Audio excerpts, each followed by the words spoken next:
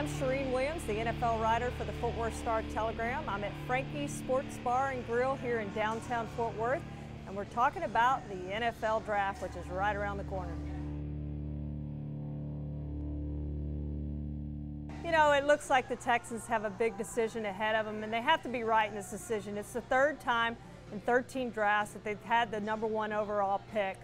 They passed on Vince Young a few years ago and ended up drafting Mario Williams, and it turned out to be right. It looks like they're going to pass on a quarterback this time and get one of those defensive players if they can't trade down. The Texans would love to trade down. I just don't see them finding a trade partner for what they want for that pick.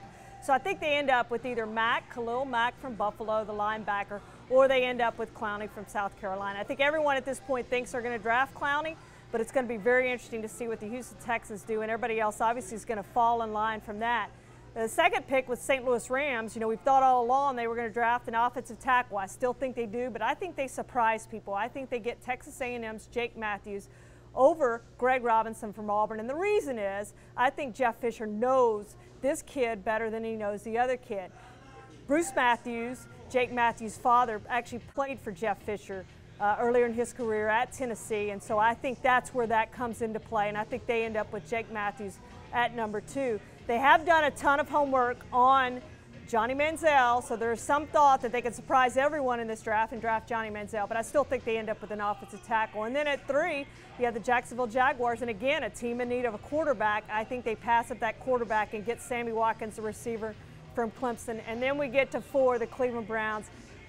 They are probably going to determine what happens in the rest of the top 10 with what they do. I think we thought all along that they may take Johnny Manziel. They may not take Johnny Manziel, and I think if Khalil Mack is there, I think they end up with Khalil Mack, and then everything else kind of falls from there. But I think the first 4 picks are going to be very, very interesting in this draft. It might be the first draft when most of the mock drafts are 0 for 4 in this draft.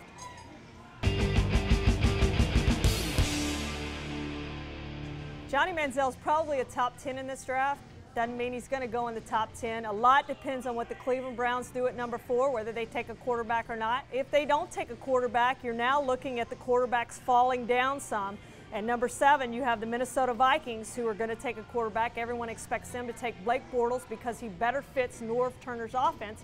So we could see Johnny Manziel slide a little bit. Johnny Manziel's positives are he obviously makes things happen with his feet, with his arm. There is some doubt about his size. He's under 6 feet tall, the durability factor. Russell Wilson has managed to stay healthy in 2 NFL seasons. He actually is smaller than Johnny Manziel, but there is that durability concern. There's obviously also the red flags on the off-the-field stuff. Johnny Manziel is very, very intelligent. He does some dumb things off the field, has done some dumb things off the field, but he's a very intelligent guy. Scored 32 on the Wonderlic test, one of the highest scores among the quarterbacks, the highest among the top quarterbacks in this class. So I think Johnny Manziel can learn an offense. He will learn to stay in the pocket. It's just a question of can he stay healthy enough and can he do the right things off the field? He can. Will he do it?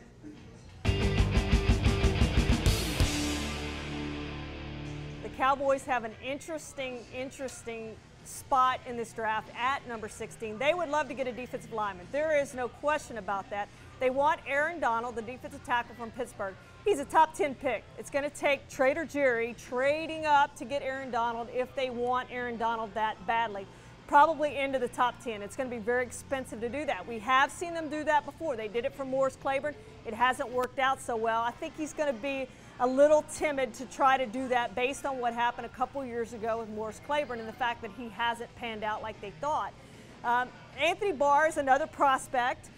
He will be a defensive end or outside linebacker depending on the defense, is a pass rush specialist from UCLA. They love Anthony Barr too. I don't think Anthony Barr is going to be there. I think he's another guy that could go in the top 10 as high as 10 to Detroit. So those 2 guys probably off the table. Then you're looking at the next level of guys, a DeMarcus Lawrence, a Coney Ely, Ryan Shazier from Ohio State. One of those types of guys are going to be there, but it's a little early at 16. So then I think you look at them trading back a little bit to get one of those other defensive line prospects. I don't see them taking a safety in this draft. They're happy with their 2 safeties, happy with J.J. Wilcox, thinks he'll be productive in this defense after a kind of rocky rookie season. So I don't think you see him taking a safety for himself.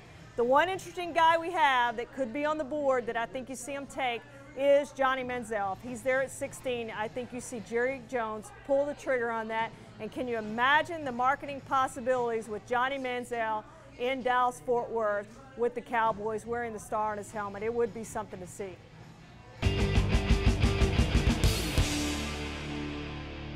I think there could be a couple surprises in this draft. There's a couple positions here that are really strengths in this draft. Offensive tackle position, there are a lot of teams in need of offensive tackles in the receiver position. So I think you're going to see maybe some players pushed up that we wouldn't normally see. Jawan James, an offensive tackle from Tennessee, no one has him going in the first round. I think you could see him going in the first round, maybe to Miami, because there has been a run on offensive tackles. That could happen. At the receiver position, same thing. I think you could see some of these second-round guys we have projected pushed up into the first round. The one guy I think you're going to see there sitting a while and probably not going in the first round is Teddy Bridgewater. We all had him as a top 10 pick way back when. He had the poor pro day. He hasn't done very well since then in these private workouts. From everything we've heard, Teddy Bridgewater's stock is sliding back, and he's probably out of the first round and going to have to wait until the second round. All of these quarterbacks actually could slide back, but I still think we have at least 2, maybe 3 go in the first round. I think you see Derek Carr maybe be the third quarterback selected.